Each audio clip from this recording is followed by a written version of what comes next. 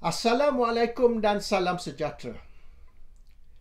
Mengikut Tun Dr. Mahathir Mohamad, orang Melayu ni emosional sangat dan juga terlampau feudal. Feudal ni kalau ikut istilah orang muda, budak-budak zaman sekarang, dia kata kaki jilat, kuat jilat. Itu feudal lah. Dan Mahathir kata ini kelemahan orang Melayu. Dan Melayu juga terlampau emosional.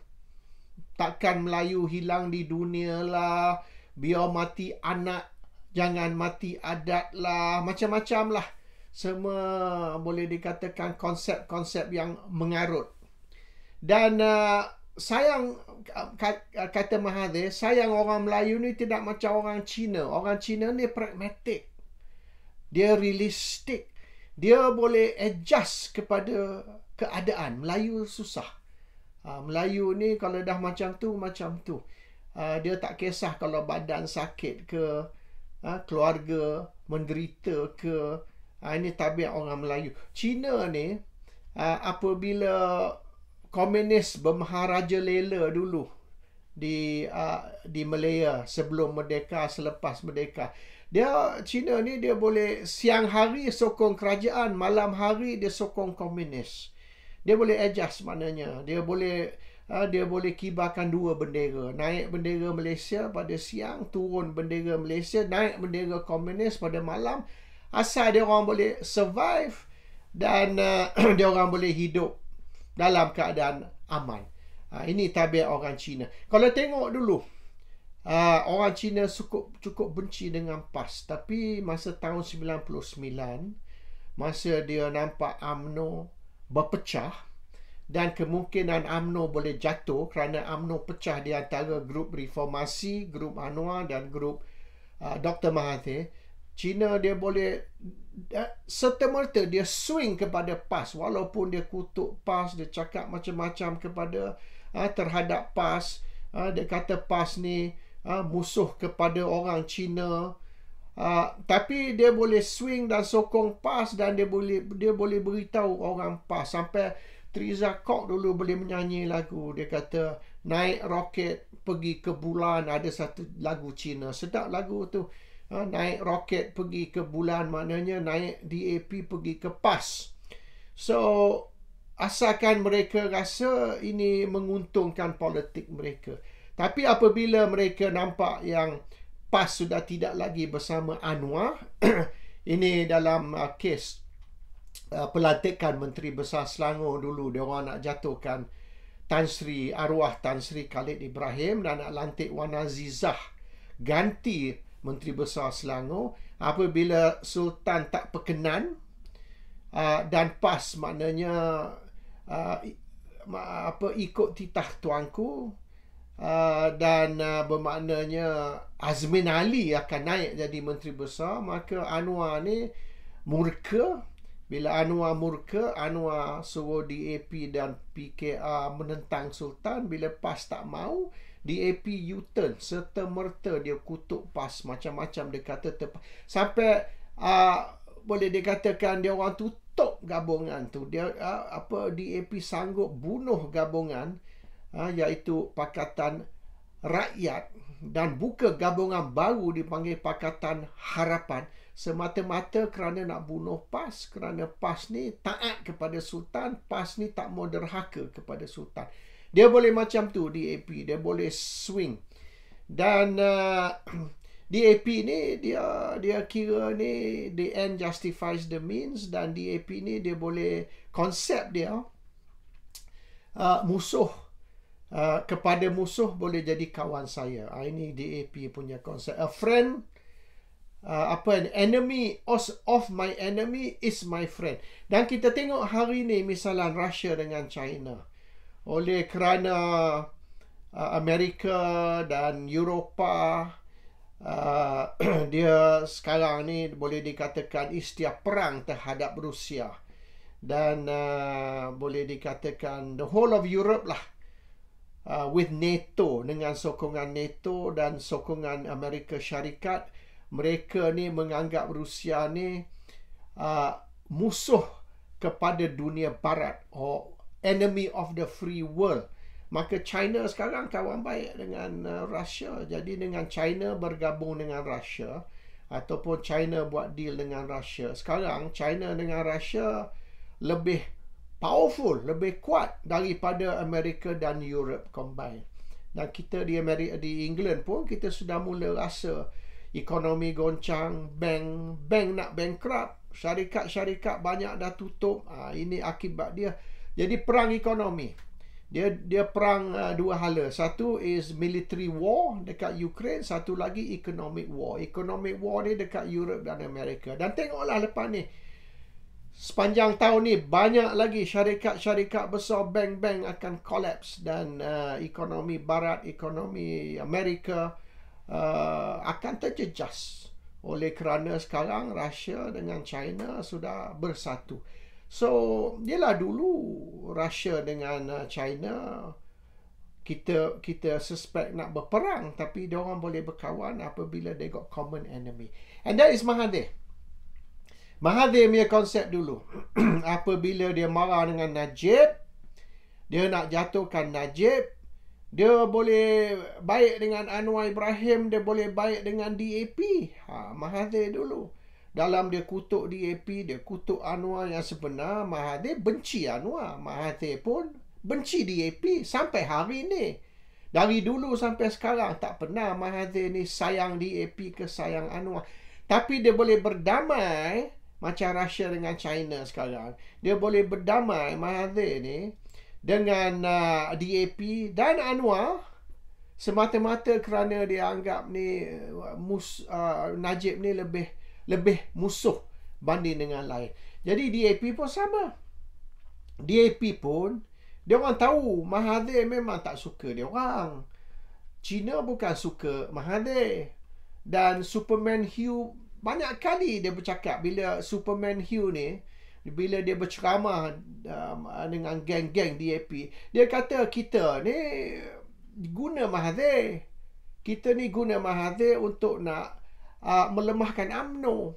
Kita guna Melayu untuk bunuh Melayu. Jadi kita baik dengan Mahathir bukan kerana kita sayang Mahathir, kita cinta Mahathir. Tidak.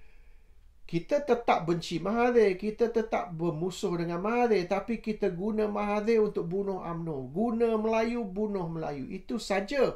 Ini Superman Hugh mengaku. Banyak video, pergi check tengok video dia. Dia ceramah. So memang konsep politik dia orang is an enemy of my enemy is my friend. Musuh kepada musuh jadi kawan saya. Untuk sementara saja. Bila musuh tu dah mati, kita bunuh balik dia. Sama macam dulu Amerika berbaik dengan Russia bila nak lawan Nazi Germany. Bila nampak Germany ni kuat, Nazi ni kemungkinan Nazi akan menang Perang Dunia Kedua. Amerika buat baik dengan Russia semata-mata nak bunuh Germany. Bila Germany dah mati, bila Germany kalah, Amerika paling tadah musuh balik dengan Russia. Itu biasalah, international politics ataupun domestic politics pun lebih kurang sama. Minta maaf, saya ni hari kelima ni COVID ni, masih belum recover betul-betul lagi. So anyway, the issue sekarang ni, Najib setuju berdamai dengan DAP, berdamai dengan PKR, Pakatan Harapan, oleh kerana deal yang Zaid buat dengan Anwar. Jadi Zaid beritahu, Ahmad Zaid Hamidi, Presiden UMNO, bagi tahu Najib Tun Razak yang dia sudah ada deal dengan Anwar. Dan deal dengan Anwar ialah UMNO akan kalah pilihan raya PRU 15. UMNO akan kalah. UMNO mungkin kalau boleh menang pun dalam 50 kerusi. Akhirnya dia orang menang 26 aja. Separuh. Tak sampai pun 50. Dia orang ingat dia boleh menang 50 kerusi. Mungkinlah kalau campur sekali dengan Barisan Nasional, mungkin dia boleh menang dalam 80 dengan Sabah, Sarawak apa semua. Jadi kalau 80 kerusi ni masih tak boleh bentuk kerajaan. Tengok-tengok dia menang 30 je Barisan Nasional, 26. Jadi apa yang berlaku tu lebih teruk dari jangkaan. So anyhow, memang UMNO jangka Barisan Nasional tahu mereka akan kalah. So kalau nak bentuk kerajaan kena bersama dengan Pakatan Harapan.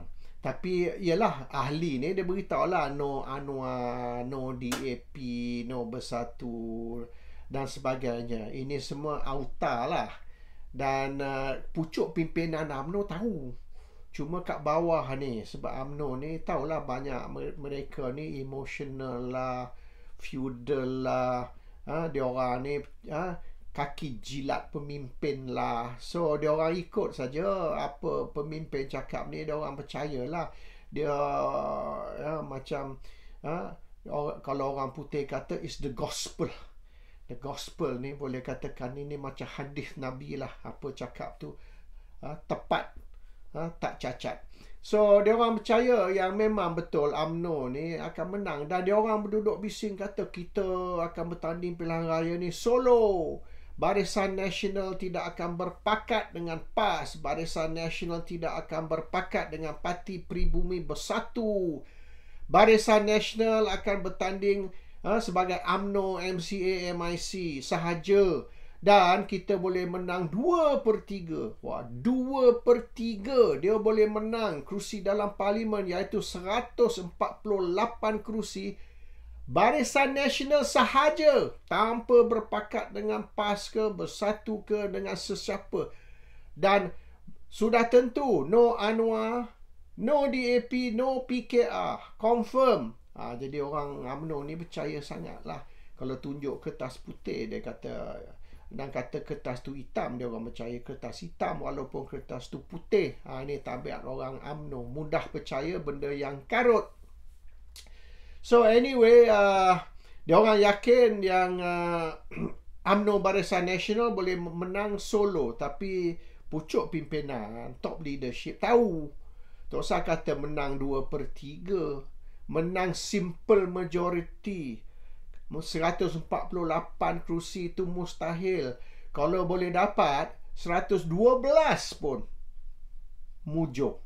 Tapi mustahil. 112 no way. Dia orang jangka maybe lah dalam katalah 60 hingga 80. Estimate lah dalam 70. Tengok-tengok half of that. Lagi teruk daripada jangkaan. So Najib diberitahu Zaid ni sudah ada deal dengan Anwar Ibrahim. Deal dia, Pakatan akan bentuk kerajaan, Barisan akan join kerajaan sebagai minority. Dia orang akan panggil gabungan ni kononnya kerajaan perpaduan. Jadi apabila panggil kerajaan perpaduan ni, dia orang akan buat macam ni titah agung. Kerajaan ni kerajaan agung. Agung yang suruh.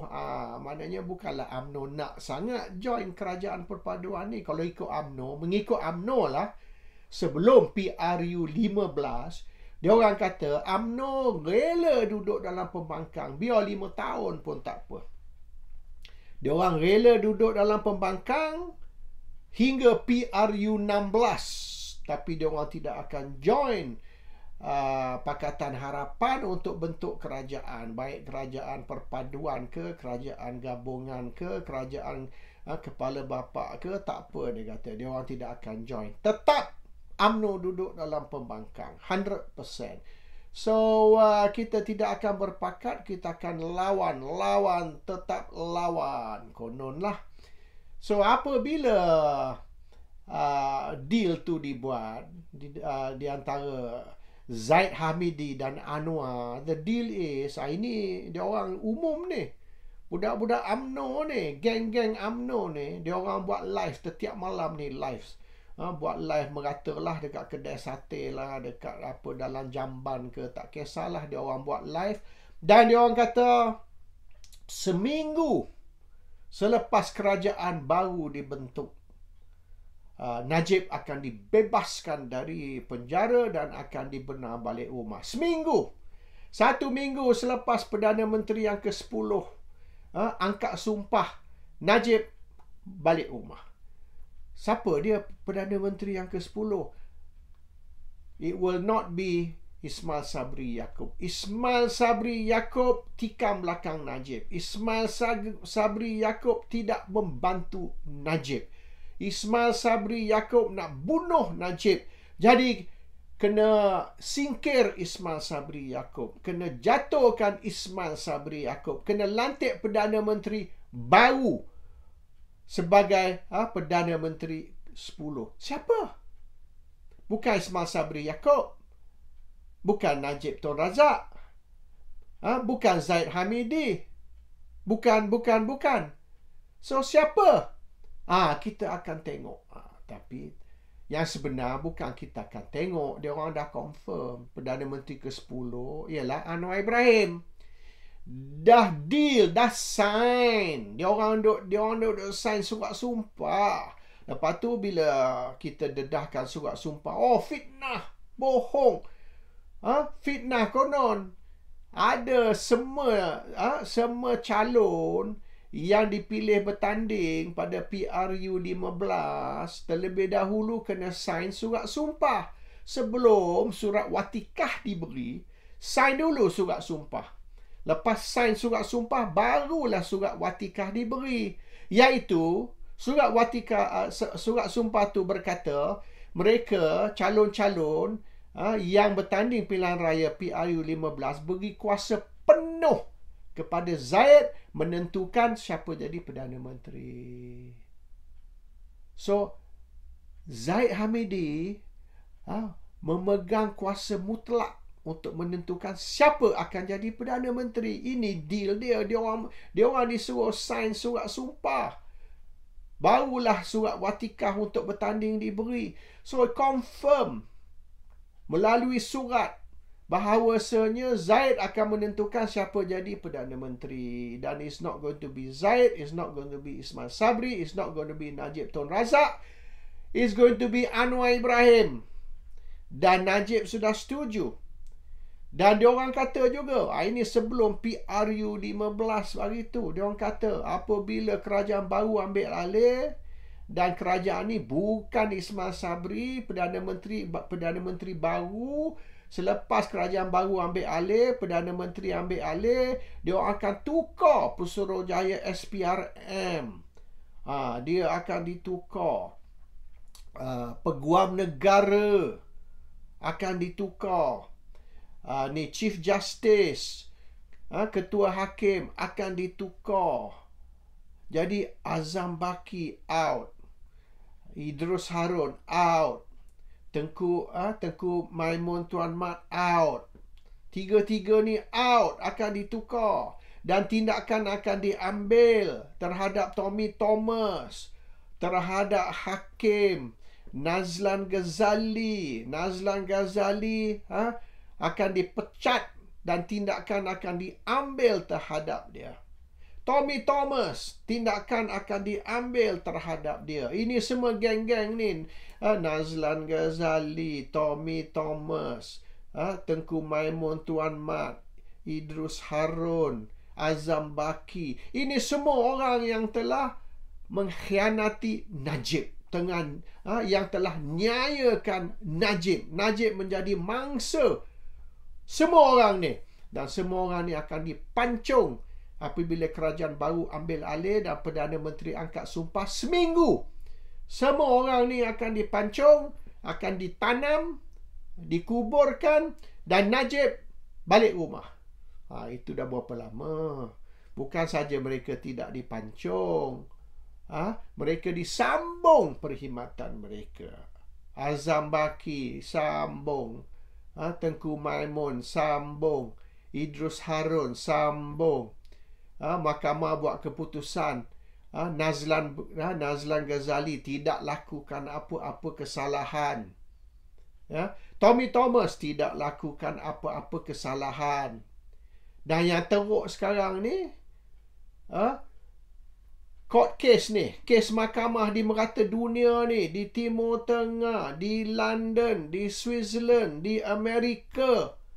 court case merata dunia ni, kes 1 MDB, kes Jolo, kes orang-orang yang dituduh bersebahat dengan perompak-perompak 1 MDB ni, orang yang terlibat dalam konspirasi curi berbilion-bilion dari 1 MDB, semua didapati bersalah. Yang terbaru semalam ialah Jolo, 10 tahun jail, dihukum 10 tahun jail di Timur Tengah. Amerika, kes Goldman Sachs, didapati bersalah, berapa tahun jail. Merata dunia, kes di London, kes di Switzerland, semua. Jadi bila kes-kes ni berlaku di seluruh dunia dan orang-orang yang dituduh bersebahat, orang-orang yang dituduh terlibat di dalam skandal 1 MDB, di dalam skandal merompak 1 MDB, bila diorang didapati bersalah dan dalam kes mahkamah mereka, semasa perbicaraan mereka, mereka confirm memang ada rasuah dan mereka sebut nama Najib. Mereka merasuahkan Najib. Dan bila kes ni tercetus di seluruh dunia, di merata dunia, di banyak negara, nama Najib dikaitkan dengan skandal, dengan rasuah, Anwar beritahu, no way kita boleh bantu Najib. No way we can help Najib. Najib punya nama ni dah rosak teruk. Bukan saja di Malaysia, di banyak negara, nama Najib dah dikaitkan dengan rasuah, dengan skandal merompak 1 MDB. Mana you pergi di merata di merata ceruk dunia, you pergi, nama Najib naik sebagai Perdana Menteri yang merompak negara. The biggest robbery in history, dia orang kata. So Anwar tidak akan bantu Najib.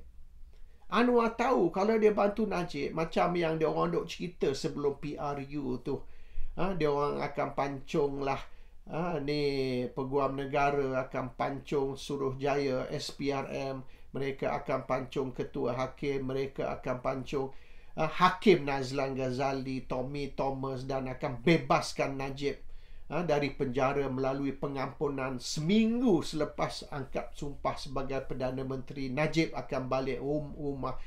Itu semua ngarut, tidak akan berlaku.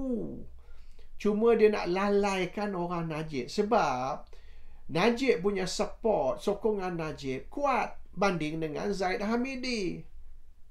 Boleh dikatakan 60% lebih orang UMNO sokong Najib, 30% saja sokong Zaid. Kalau Najib satu tim, Zaid satu tim, susah barisan nak sokong ni Pakatan Harapan. Jadi nak mendapat sokongan Pakatan Barisan Nasional, mereka kena pura-pura apa mereka buat ni untuk keuntungan Najib, untuk kebaikan Najib. Apabila Anwar naik jadi Perdana Menteri, Najib akan bebas. Jadi orang Najib sokong Zaid sebab orang Najib, orang Zaid, orang yang sama. Kalau you sokong Najib, maka you sokong Zaid. Kalau you sokong Zaid, maka you sokong Najib. One and the same. Kalau you kata orang Najib, Najib, orang Zaid, Zaid, dan pecah dua. So, dia orang buat ni cerita bahawasanya sokong Zaid ni sama lah macam sokong Najib. Tak ada beza. Sebab apabila Anwar naik jadi Perdana Menteri, apabila UMNO join Kerajaan Pakatan Harapan dalam kononnya Kerajaan Perpaduan, maka Najib akan bebas dari semua hukuman. Tapi sekarang ni tidak. Dan dia orang kata, oh ini kita kena buat permohonan. Hello, dulu kan Anwar kata dia tidak minta pun pengampunan dari Agong. Ini Anwar cerita. Dia cerita baru bulan ni, bukan lama dulu. Anwar kata dia tidak minta pengampunan. Dia tidak mohon pengampunan. Agong pandai-pandai sendiri offer dia pengampunan. Agong telefon dia. Anwar duduk dalam penjara. Agong masa tu Sultan Kelantan telefon Anwar kata, hello brother, Saya tengok kes awak ni, saya duk follow ni kes awak ni, awak tak berdosa, awak tak bersalah, awak ni mangsa politik, awak ni dinyaya. Jadi saya akan beri awak pengampunan. Don't worry. Apabila Pakatan Harapan ambil alih kerajaan, ini PRU 14 lah, tahun 2018 dulu. Apabila Pakatan ambil alih sebagai kerajaan baru, better akan serta-merta beri awak pengampunan. Sebab awak ni memang dinyaya, awak tak berdosa. Saya tahulah, saya duk follow ni. Awak punya court case ni. I know you ni mangsa politik.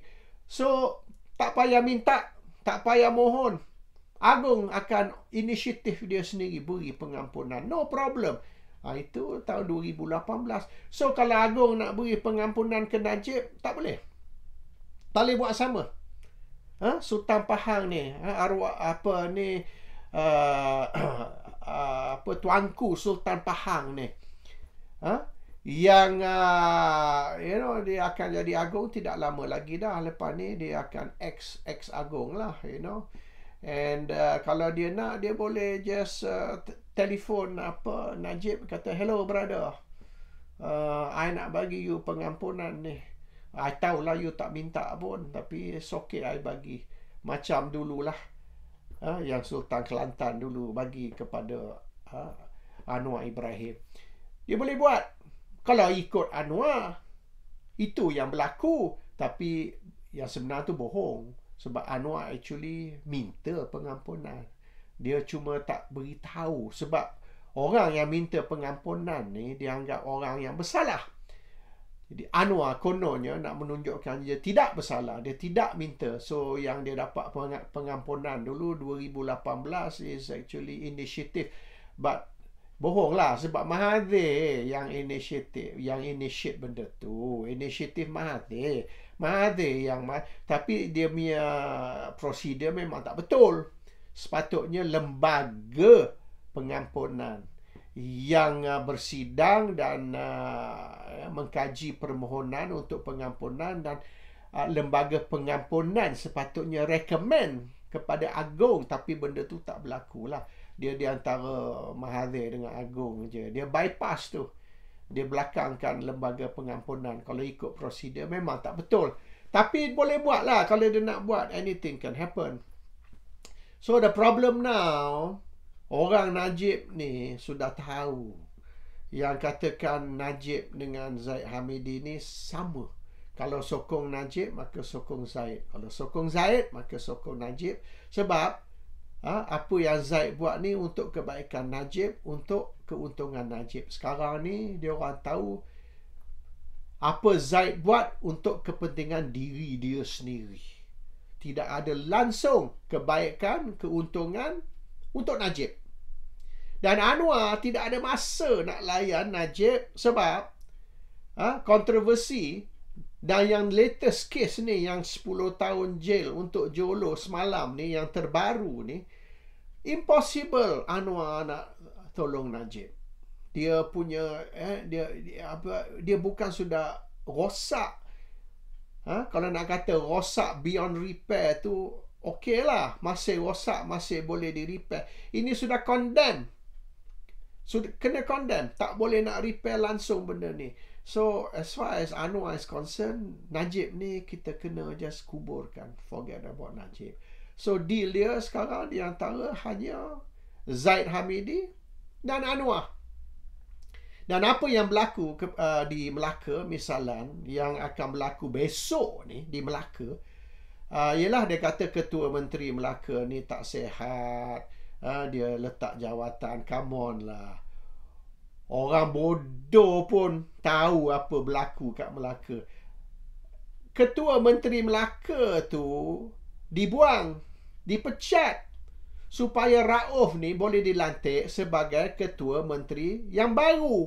Dan ini deal yang Zaid buat dengan dia. Maknanya Rauf ni bertanggungjawab untuk kempen, untuk menentukan yang tidak ada pertandingan untuk Presiden dan timbalan Presiden UMNO. No contest, number 1. Number 2, supaya Zaid boleh menang Presiden UMNO tanpa bertanding.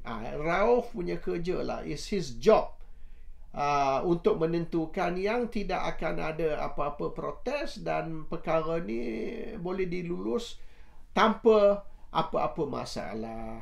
Dan balasannya, reward yang diberi kepada Rauf ni, kalau UMNO lulus usul maknanya no contest number 1, number 2, tidak ada pertandingan presiden timbalan presiden. Kalau benda ni lulus, maka Rauf akan diberi balasan jawatan Ketua Menteri Melaka. This is his reward to make sure that Zaid ni boleh terus sebagai presiden UMNO, tidak dicabar, dan boleh terus sebagai timbalan Perdana Menteri Malaysia. Itu saja. Dan benda ni lagi merosakkan UMNO. Ramai orang tidak puas hati. Dan mereka nampak yang sekarang ni UMNO bukan lagi parti kepunyaan 3 juta ahli. Tapi UMNO ni parti yang dimiliki oleh Anwar Ibrahim. Anwar Ibrahim owns UMNO through proxy. Proxy dia Zaid Hamidi. So, UMNO ni hak milik Anwar. Proxy dia Zaid Hamidi. Ahli 3 juta sudah tidak ada power, tidak ada suara. And dulu solidarity di dalam UMNO menyokong Anwar sebagai Perdana Menteri atau menyokong Pakatan Harapan sebagai kerajaan ialah kerana penyokong Zaid Hamidi dan penyokong Najib solid. Dia orang bersatu. Tapi sekarang ni penyokong Zaid sudah tidak lagi bersama dengan penyokong Najib. Penyokong Najib ni sudah nampak. Kecuali beberapa orang lah. Beberapa orang yang dulu orang kuat Najib, penyokong kuat Najib, sudah berpaling tadah dia. Mereka sudah cross over sekarang. Jadi ialah ada beberapa orang yang dulu boleh dikatakan hardcore Najib. Sekarang tak ada dah. Sekarang dia orang dah betray Najib dah. Dia orang dah jual Najib. Dia orang sekarang bersama Zaid Hamidi, Hisham Jalil, Lokman dan beberapa orang ni. Dia orang dah tak ada masa dah untuk Najib. Dia orang ni pro Zaid already. So selain dari itu, maknanya Najib akan duduk di dalam jail hingga selepas PRU 16 tidak akan dibebaskan. Dan mereka tahu, keluarga Najib tahu, orang Najib pun tahu. Dan tidak akan berlaku, maknanya Zaid ataupun Anwar akan berusaha untuk Najib dibebaskan dari penjara. That is the scenario. So in the meantime, ada usaha untuk nak menentukan yang orang yang dilihat masih sebagai pro Najib akan disingkir, akan dibunuh sorang-sorang hingga tidak ada lagi pengaruh Najib di dalam UMNO. Dan Zaid Hamidi akan memegang kuasa mutlak di dalam UMNO lebih teruk dari zaman Mahathir dulu. Dan Mahathir tahu satu cara saja untuk nak mengatasi masalah ini ialah Mahathir kena bunuh Anwar. Bila Mahathir bunuh Anwar, maka Zaid pun akan mati sekali. So be ready for the next 1 year ataupun beberapa bulan akan datang ni, peperangan besar yang akan berlaku di antara Mahathir dan Anwar, dan di mana Zaid Hamidi pun akan menjadi mangsa. Dan kemungkinan kalau Najib ni cerdik, Najib akan join tim Mahathir untuk jatuhkan Anwar. Assalamualaikum. Salam sejahtera.